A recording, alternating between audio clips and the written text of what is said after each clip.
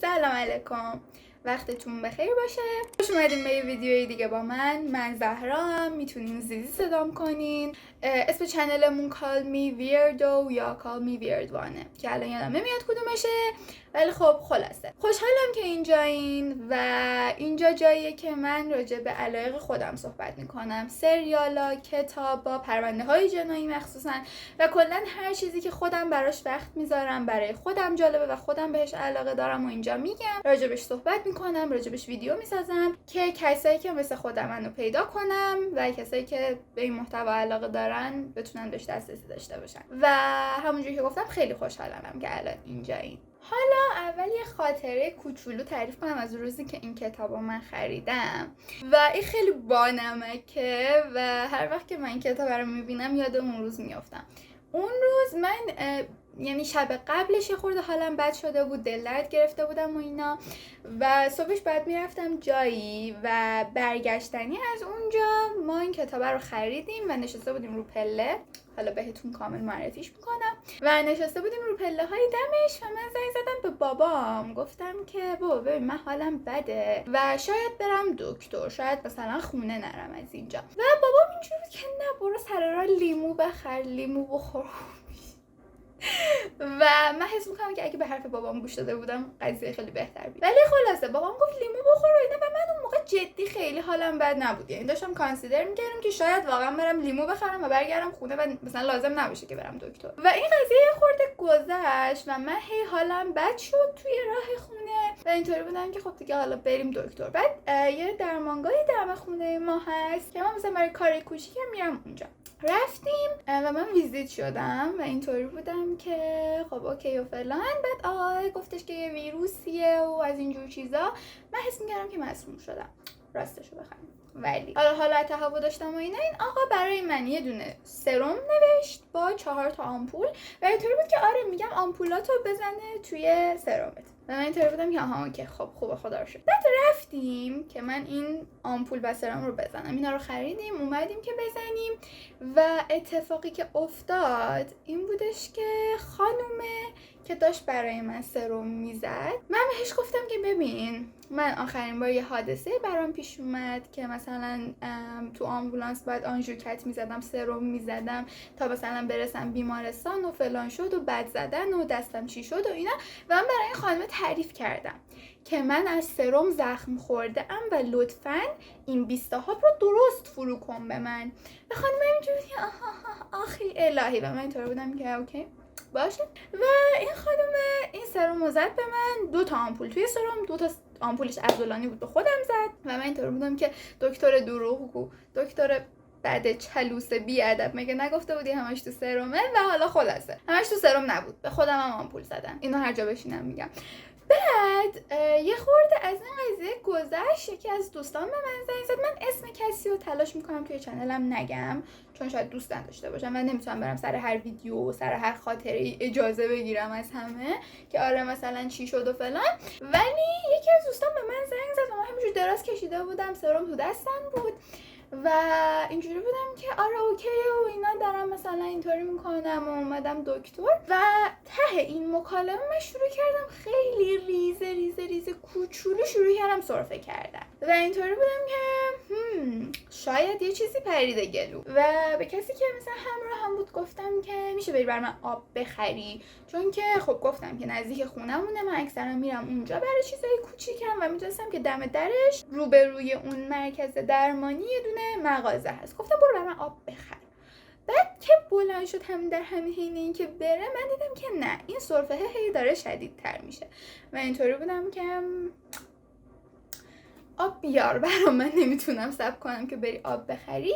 و این همراه من از اتاق بیرون رفت که برای من آب بیاره و اتفاقی که افتاد این بود که همون پرستاری که برای من سرم رو زده بود اومد داخل و خورده نگام کرد، اینجوری بود که گرمته، اینجوری بودم که نه، اینجوری بود که ولی عرق کردی، عرق سرده. بعد من اینطور بودم که البته که حالا لابد میخوای کولر بزنی واسه و من همینجوری داشتم شوخی می‌کردم. اکچولی اون روز خیلی خوش گذشت چون تخت بغلمونم مثلا من ندیدمشون هیچ وقت ولی صداشون که بود خیلی باحال بودن.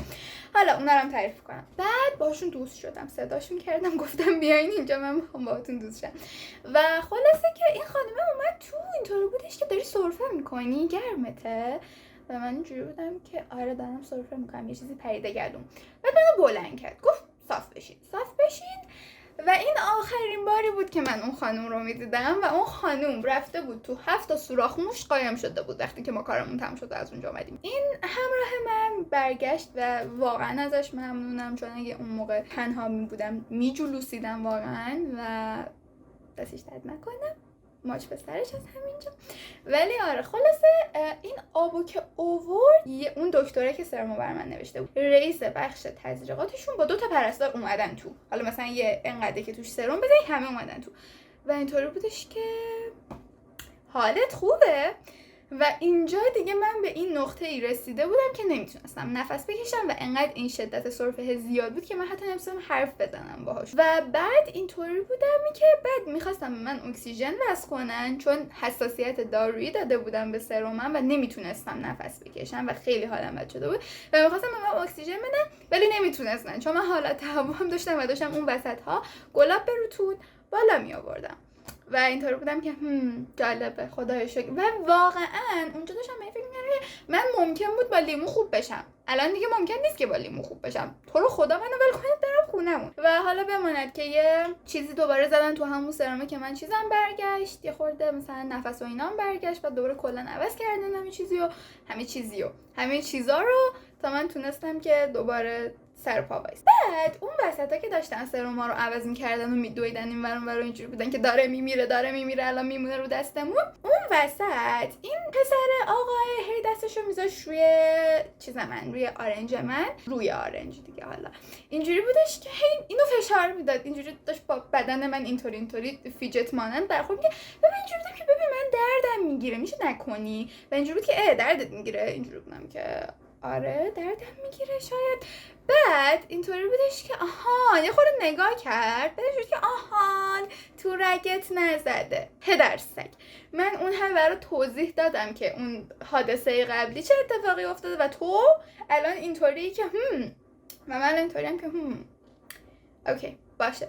بعد اینو از اینجا کندن واسه کردن اینجا و تا مدت ها تقریبا تا 1 ماه من اینجام انقدر کبود بود، چون که تو رگم نزده بود و همش اینجوری بود که کبود. و آره بعد همچنین که این بغلیامون معلوم بود که تینیجرن و چند تا دختر بودن اومده بودن پیش دوستش. بعد ما با هم صحبت می‌کردیم، بعد اینا با هم صحبت می‌کردن، خیلی بانمک بودن و یه جاش از چیز همایون ولش کن استفاده کردن. همایون ولش کن. من اینجوری که اجازه بده شماها باید با من دوست شید و صداشون کردم و اومدن و دوست شدم باشون. اینجوری بودن که چقدر باحالید و فلان و اینا. و برگشتیم خونه و این کتاب از اون روز مونده بود و من نخونده بودمش و اون روز اکچولی خوش گذشت، چون من از اینجور چیزا عادت دارم، از این بلاها و اتفاقات و عادت دارم بهشون و به نظرم خیلی فانن. هیچ کس به نظرش فان نیست، خب به نظر من فانه. و خلاصه این کتاب از اون روز مونده بود و من نخونده بودمش و الان اومدم که بهتون بگم که وقتی که خوندمش چه اتفاقی افتاد. بریم که کتابو ببینیم. حالا میریم سراغ کتاب. من میخوام اول مشخصات فنی کتابو بهتون بگم، کی نوشتتش چجوری بوده و فلان و اینا، بعد بریم سراغ داستان اصلی. این کتابیه که میخوایم راجبش صحبت بکنیم. زنی در کابین 10 نوشته روس ور و ترجمه خانم زهرا هدایتی و اینم که نشرنونه. طبق معمول کتاب باز هم از نشنونه. از این خانم من یک کتاب دیگه خونده بودم با عنوان در یک جنگل تاریک. اونم اینجوری بوده که الله اکبر به به. و در هر صورت که این خانم و یه خانم دیگه که اسم اون خانم رو الان یادم نمیاد ولی ازش کتاب معرفی خواهم کرد، تمرکزشون روی داستان‌های جناییه که توی یه محیط محدودیه. مظنونینمون محدوده. یعنی چی؟ یعنی توی یه کلبه اتفاق افتاده، یعنی توی کشتی اتفاق افتاده، توی یه جزیره اتفاق افتاده و هیچ کس دیگه دسترسی نداشته. و این محدود شدن مظنون ها خیلی به ما کمک میکنه، خیلی جالب تر میکنه همه چیزا. و من اینجوری هم که اسلی و برویم. و اون در یک جنگل تاریک هم که گفتم این خانومه نوشته، اون رو هم یک روزی معرفی میکنم چون اون هم ارزش خوندن داره و خیلی جالبه. این کتاب اینطوری شروع میشه که یک خانومیه ساعت 4 صبح و خوابیده، اینطوریه که خوابم لطفاً کسی منو اذیت نکنه. و گربهش اینجوریه که میام لیست میزنم، میام در و خنج میکشم، میخوام بیدارت کنم، چون اینجوری هم که زن بیدار شما بدبخت شدی. و این خانمه اینطوریه که بابا ولم کن میخوام بخوابم. و ناگهان خانمه بلند میشه سیخ میشینه و اینطوریه که خب درم سکته میکنم. چرا؟ چون در اتاق این خانم رو به بیرون باز می شده و اگر گربه توی اتاق بوده یعنی یه کسی گربه رو تو اتاق گذاشته و در روش بسته، چون گربه که نمیتونه در رو خودش ببنده. و خانم اینجوریه که یعنی کسی توی خونه منه. و همچنین که همسر که نامزدش هم بیرون بوده از خونه و در نتیجه این قضیه اینجوری بوده که من تنهام و در بسته شده روی گربم. الان چه اتفاقی افتاده؟ خلاصه بخوام بهتون بگم، در رو باز میکنه، با یک آقای مواجه میشه و خیلی میترسه. و همچنین که لو از بچگی از 13-14 سالگی قرصای ضد اضطراب و ضد افسردگی میخورده و پنیک اتک داشته و این هم خیلی بیشتر اذیتش میکنه و این شرایط رو تحت تاثیر قرار میده. اون آقا اومده بوده دزدی کنه، خلاصه که لو سکته میکنه. برای چند روز آینده اینجوریه که کابوس میبینم، توهم میزنم، ناراحتم، از اینجور چیزا. و بعدش باید بره یه سفر کاری. حالا چه سفر کاری و اصلا چه کاری؟ لو خبرنگار گردشگریه و توی یک روزنامه‌ای 10 ساله که داره کار میکنه، ولی هیچی به هیچی.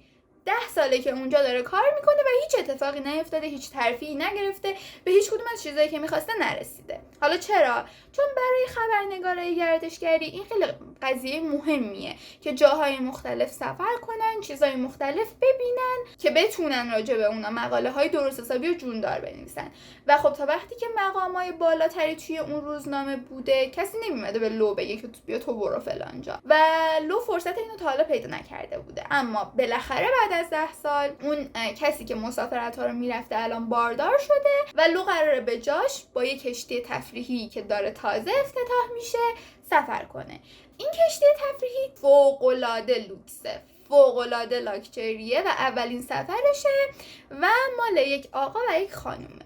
یک آقایی به اسم ریچارد بالمر و همسرش خانم آنه. ریچارد خودش به تنهایی آدم پولداری بوده، ولی یک نکته‌ای داشته.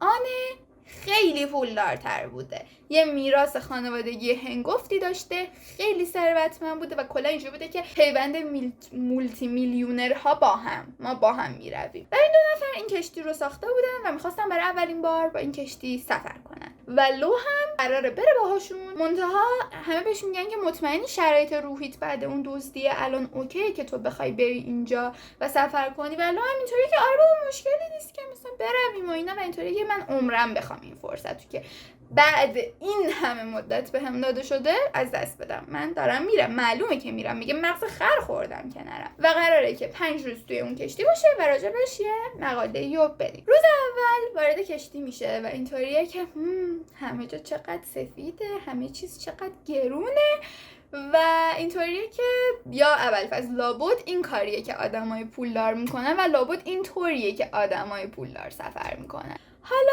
قرار بوده که ساعت 7 شب اون شب توی سالن اصلی یه مهمونی معارفه باشه. یعنی چی؟ یعنی اعضای این 10 تا کابین، کشتی کلا 10 تا کابین داره، 6 تا جلو، 4 تا عقب و هر کابین یه سویته که 1 یا 2 تا خواب داره، مستر یعنی دستشویی و چیزای خودشو داره و یه بالکن شیشه‌ای داره. بالکن شیشه‌ای خیلی چیز مهمیه، باهاش خیلی کار داریم. حالا خلاصه لو توی کابین شماره 9 و یکی از آخرین کابیناست تقریبا.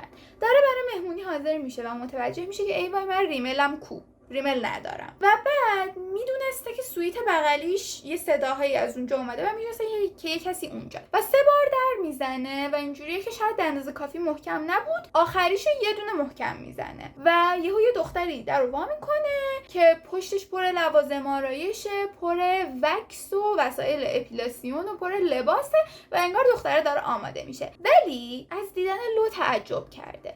انگار انتظار داشته که یک کس دیگه ای باشه اونجا و یک کس دیگه ای درو زده باشه. و لو اینطوریه که ببین من یه ریمل قرض میخوام ازت، برات پس میارم. و دختر اینجوریه که نه نگهش میداری، من دیگه این ریمل رو نمیخوام، ببرش و دیگه نیا. و لو اینطوریه که اوکی حالا چرا، چه مشکلی داری که اذیتت کرده. لو ریمل رو میگیره و میره تو اتاقش، آرایشش رو میکنه، میره مهمونی.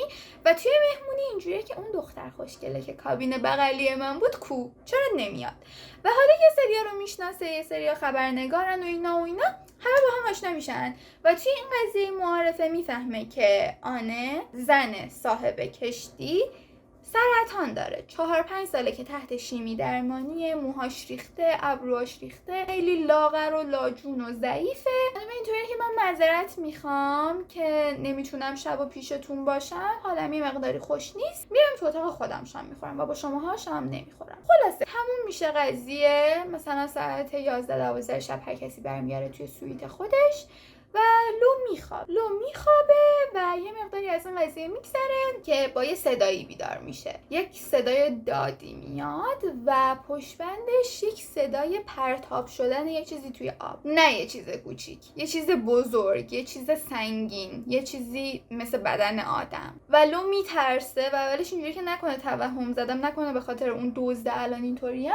ولی میدوه. این خیلی کار احمقانه‌ایه و میدوه سری توی بالکن شیشه‌ای کابین خودش و میبینه که یک چیزی توی آبه، داره غرق میشه، داره به سمت پایین میره، ولی دسته زنه اون چیزی که میبینه. اینطوریه که این داره تموم میشه و برمیگرده بالکن کابین بغل رو نگاه میکنه و میبینه که کل شیشه خونیه، یک مقدار زیادی خون مالیده شده به اون شیشه بالکن. و بعد اینجوریه که یا قمر منی، هاشا خدا رو شکر، اگر کسی که این کارو کرده منو دیده من بدبخت شدم. زنگ میزنه سریع به امنیت کشتی، یک آقایی میاد و اینطوریه که آره ببین من اینا رو دیدم، اینطور شد. بعد آقایی خورده اینطوری نگاه میکنه به دختره، بعد میگه یه دقیقه بیا. بعد میرن توی سویت اون شماره 10 و در رو باز میکنه و اینطوریه که اینجا هیچ کسی نیست، این سویت خالیه، این سویت از اول سفر هیچ کسی توی این سویت نبوده. چجوری تو داری میگی که یک زنی رو دیدی که اینجا بوده داشته حاضر میشده و چجوری داری میگی که خون دیدی، در صورتی که الان شیشه تمیزه؟ به فاصله چند دقیقه این اتفاق افتاده و شیشه تمیز بوده و اتاق هم تمیز بوده. ولو اینطوریه که ببین من دیوونه نیستم، میتونم توضیح بدم برات. و یارو اینجوریه که خب ببین خیلی خوردی دیگه، حالا لابد میخوای فردا صحبت کنیم. و لو رو ساکت میکنه، قرار میشه که فردا با هم صحبت کنن. فردا لو میفته دوره توی کشتی که من این دختره رو میخوام پیدا کنم، یه دختر اینجا بود و شما غلط میکنید که میگید نبود، چون من دیدمش و اینها این ریملیه که من دارم، ازش ریمل قرض کردم. من چجوری میتونی بگی نیست؟ ریمل هست، مدرک فیزیکیه، من دیوونه نیستم. دوره میفته، به همه میگه اینطوری که من دنبال یک دختری دارم میگردم و از اینجا به بعد ماجرا شروع میشه. میرن توی سالن اسپا و اینا برای درمان پوستی. بعد که بلند میشه میبینه که روی آینه کسی نوشته که دیگه نگرد، نکن این کارو. و بعد همینجوری اون ریمله غیب میشه از تو اتاقش و اینجوریه که همینجوری هی بدبختی و هی بیشتر میترسه، چون میدونه که چی دیده، چون الان یکی داره تهدیدش میکنه و بهش میگه که دیگه نگرد و اینجوریه که what the fuck. و خلاصه که همینجوری هی قضیه میگذره و قرار میشه که اینا برسن به یک جزیره‌ای و این بره توی اون جزیره با پلیس اون جزیره صحبت بکنه. 2-3 ساعت مونده که برسن به اون جزیره، یک کسی در اتاق این دختر رو میزنه. دختره میره دم در و از چشمی در نگاه میکنه و میبینه که دختر کابین 10، دختری که 2-3 روز دنبالش گشته و فکر میکرده که کشتنش، انداختنش تو دریا، دختر سرو گنده پشت در وایساده و این تا مثلا تصمیم بگیره که چیکار کنه، دختر شروع میکنه سمت عرشه خدمه حرکت کردن و این پشت سرش میره و میگه که یه دقیقه وایسا و اینا و دختره میگیره سرش رو میکوبه به در و بیهوشش میکنه.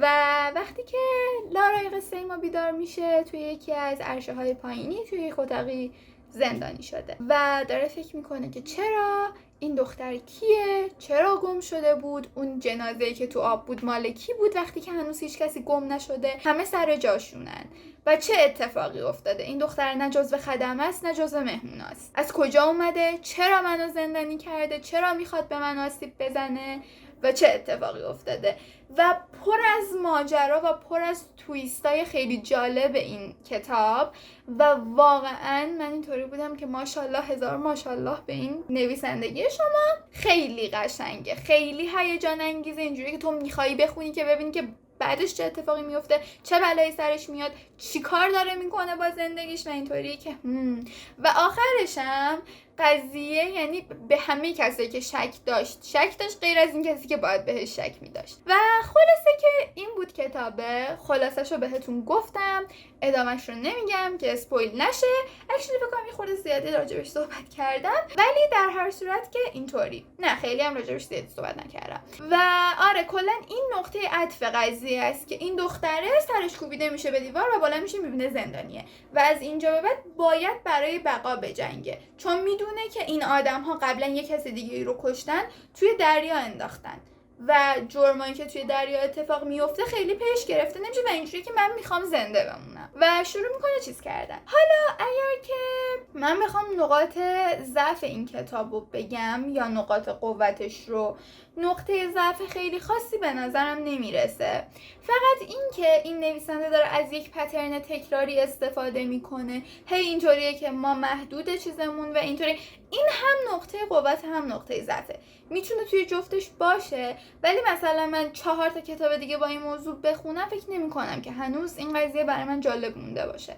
در نتیجه این یکی از چیزاییه که باید بهش توجه بکنید، ولی در کل ارزش خوندن رو داره و ارزش وقتی که براش گذاشته میشه رو داره. بعد از لحاظ نقاط قوتش بخوام بهتون بگم، پیچیدگی هایی که داره و این تویست هایی که داره و کلا چیزهایی که هست واقعا جالبه، ذهن آدمو درگیر میکنه، هینت هایی که توی ماجرا میده که تو کنار هم بذاری، خودت اول پازل رو حل کنی بعد ببینی که چی شده، اینا هم همش هست و خیلی جالبه، ذهن آدمو برای مدت طولانی درگیر میکنه و من اگه بخوام بهش نمره بدم،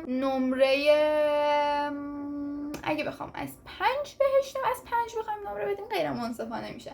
مثلا اگه من بخوام از 10 بهش نمره بدم 9 بهش میدم و اینم حالا خیلی چیز درستی نیست که دارم میگم، ولی من انتظار داشتم از این کتاب که علاوه بر این پایان بندی ای که داره، نمیتونم بگم اسپویل میشه، ولی انتظار یه چیز دیگه هم از کتاب داشتم که اون رو نداشت، ولی به خاطر همین به نظر من 9.5 منصفانه است از 10 و واقعا دوستش داشتم. به اندازه که تعریفش رو شنیده بودم خوب بود، به اندازه که فروش داشته به نظرم ارزشش رو داشته، چون اینی که من دارم چاپ 16مشه و خیلی فروش داشته این کتاب و به نظر من ارزشش رو داشته. امیدوارم که از این کتاب خوشتون اومده باشه. ممنونم که پیش من موندین تا آخر ویدیو. همین دیگه، فکر نمی‌کنم چیز دیگه ای داشته باشم که بهتون بگم. ماچ به سر و کلتون و همین دیگه. بای بای، خداحافظ.